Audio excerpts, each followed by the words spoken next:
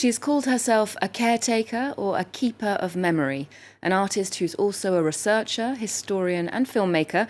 Zineb Sedira is representing France at the 59th Venice Biennale of Contemporary Art in April. She joins us in the studio. Zineb, thanks for being here. Thank you for inviting me.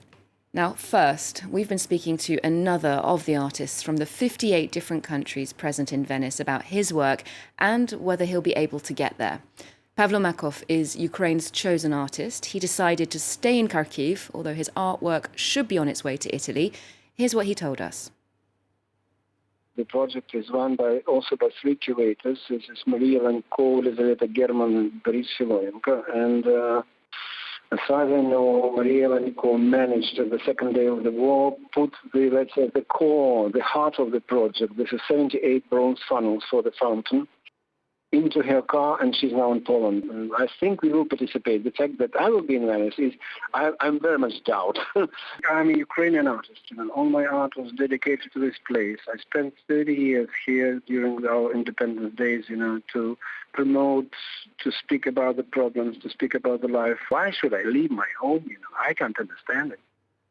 Zineb, what do you think about Pavlov's decision there to stay and send his art forward? Well, I think it makes sense. I mean, the Venice Biennale is obviously important if you're an artist, but I think the state of your country and the politics of your country is probably even more important, especially at a moment of war. So I think it's fantastic that he's managed to get his work and that he's showing his work in Venice, and I will be very happy to see what he's doing. But I totally understand the fact that he wants to stay put, and that as long as it's what he wants to do and stay put, as long as he's not stopped of moving because of all the restrictions, I guess, that are happening at the moment in Ukraine in terms of traveling. So, no, I think it's great. I'm really looking forward to see his work, really. Indeed. Now, we also heard earlier this week that the two artists representing Russia, Alexandra Sukhareva and Kirill Savchenkov, are stepping down. The Biennale responded expressing their solidarity, calling this a noble act of courage. What do you think about artists being affected by their government's acts, in this case, an act of aggression, of war? Well, I mean, like the Biennale said, I think it's extremely courageous because we don't know what the impact will go in terms of the reaction. I mean, the effect that will, it takes on their own personalities. We know that Russia is not a country where you can freely speak, and for them to have done this act, because we mustn't forget the pavilions are Itatics, they're state-run spaces. So for them to refuse to go there and to openly say that they disagree with Putin in some ways, it's extremely courageous, and I hope everything will be okay for them from now on. Mm-hmm. Now, calls for a cultural boycott are something we've been seeing this week in the media related to Russian productions, artists, and it's something that you had to deal with when you were nominated for the Biennale, because you were criticised by individuals who linked you to the boycott, divestment, sanctions movement, mistakenly, because you called for some artwork to be removed from a show in Israel in 2017. And you said about that you were unprepared for this level of intimidation. Can you explain what happened there and why you decided to stay on as the Biennale artist? I truly believe that the problem wasn't that they thought I was part of BDS or not, because if you know a bit about BDS, you can only be a member of BDS if you're an institution. So they knew that it wasn't possible for me to be a member of BDS. So I think the attack came from a deeper problem. The fact that I am French-Algerian of Muslim background, I think that was really the problem. Thank God for that. It was only a minority of people from the art world. Yes, I decided, I think it's anyone's reaction once somebody's trying to silence you, it's to actually react by saying, actually, no, I will not. I want to create also a precedent for other artists like me of a multi-background to be able also to show at the Venice Biennale. If I would have given up, like they were hoping, that I would renounce the French Pavilion, then it would have created a terrible precedent for any other artists. So of course not. I was asked to be silent, and I decided to actually speak out. Indeed. Now, the project you are presenting in Venice is entitled Dreams Have No Titles, and it's inspired by Algerian cinema of the 1960s and 70s, especially co-productions with France and Italy. Now, your parents were born in Algeria. They left before independence, coming here to France, where you were born. I wondered, what was your relationship with Algerian cinema, with art, as a young person, as a child? Did you grow up with it? Yes, I did. I was very lucky to have a father who was taking me every Thursday. At the time, it's when there was no school, and I was going to the cinema with my father. And a lot of the Maghrebi community, really, in that suburb of Paris where I grew up, Gennevilliers, were going to the cinema, and I was lucky enough to be, part of those visits. And I remember being really, finding that space, that moment, going there with my dad, privilege, but also a magical space, because I was, of course, going there with my father, but being there in the cinema, surrounded by other people who loved watching film. And of course, at the time, the film we were watching were like Egyptian movies, so a lot of music and dancing, and then peplums or Western spaghetti. So the Italian cinema was already quite present. Although it was popular cinema, I think it did kind of really inform me. But also, my dad was taking me every Saturday to do some puppetry and some pottery classes. So I always believed that my father somehow had to do with my interest in art.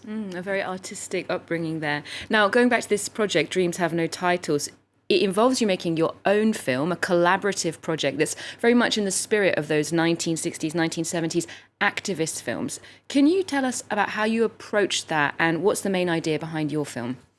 Okay, so I wanted to really look at this triangle of France, Algeria, and Italy in terms of cinema, and how cinema, or culture for that matter, can be used as a tool, or as a gun for a political situation. In my case, it was for anti-colonial, let's say. So I because I'm French-Algerian and I was showing in Venice, for me it was important to make an homage to the Mostra of Venice, because in '66, the Mostra of Venice dared to give the prize to the Battle of Algiers, the Lion d'Or, the Golden Lion, to the Battle of Algiers. So it was a bit of a clin d'oeil that I was doing to the Mostra. So I decided to make a film about films, and I tried to recreate a bit of the aesthetic of that period of time, which was an aesthetic often low budget, with a lot of archival material, voiceovers, often by men. This time I've decided to use my own voice as a voiceover. And like my most recent piece showed as a jeu de paume, it's a mishmash or kaleidoscope of my passion, my hobbies. So I'm trying to kind of bring back those films that perhaps nobody knows so much about, or we've forgotten. And definitely people don't know that Algeria had something to do with these films.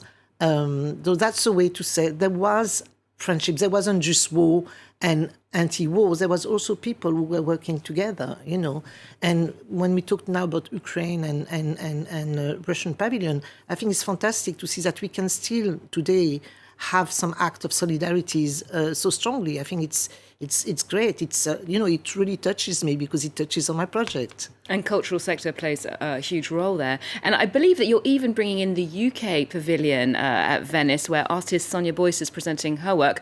We saw Laure Prouvost, the previous resident of the French Pavilion, digging a tunnel to her British neighbours. Is this also a political, diplomatic move on your part? No, it's just Sonia is a very good friend. I mean, Sonia was my neighbor for like 10 years. Our children were playing together. We were going to the 1 o'clock club and the park together with the children. No, Sonia is really a good friend, but she was also teaching me. She was one of the first teachers when I was at Central St. Martin's. So to include her, obviously, made sense. It's a gesture of amity, of friendship again. But I'm also including Latifa Ekshash from the Swiss Pavilion, who's also a friend of mine. So it's a way of kind of bringing few pavilions together. And this whole idea of representing a country, it's quite difficult because, I mean, yes, I'm French, but I am also British and I am also Algerian. So when I'm told you represent France, I'm like, yes, great, but France is me in the sense that France is has pluralities of identities. France is not anymore one nation of a certain culture, of one culture. So by bringing those other pavilions, I'm also trying to kind of break the boundaries and the frontiers, Now, speaking of multiculturalism, you described yourself as the first Arab, Berber, Algerian, French woman who's also based in London to represent France. And it's a funny hyphenate, but it's also one of the multicultural realities that exist today that make up modern society. And one of your pieces explores your identity through the languages of the women in your family, your mum, yourself, and your daughter. In addition to your Franco-Algerian background, how did moving to London as a very young woman change your perception of your own identity? Completely. It totally, I think I was so lucky to be able to go to England purely because it gave me that distance about this French-Algerian, at times difficult kind of relationship. So by stepping back a bit, I was able to look at it in a much more distant way and therefore was able to move in a healthier way or in a more mature way, let's say. So as an artist, it made sense for me when I was in Britain, and I am still in London, by the way, to make work around those issues. And also living in Brixton, which is a very particular part of London, which has its own also history of counterculture, in some ways. So for me, it makes sense to bring all that together today. But yes, I do think I was lucky to be in London, and I'm still lucky to be there. Zineb, we'll have to wrap up the show there, and we will wrap up with a film that you mentioned, La Bataille d'Alger, directed by Gillo Pontecorvo in 1966. This is a remastered version that we'll leave you with. But Zineb Sedira, thank you very much for being with us today. Zineb will be representing France at the Venice Biennale in April. And as we mentioned, the artists representing Russia have pulled out, and Ukraine's Pavlo Makov is, for now, unlikely to travel to Italy from Kharkiv. Remember, you can get more updates on our website and on our social media channels too. There's more news coming up on France 24 just after this.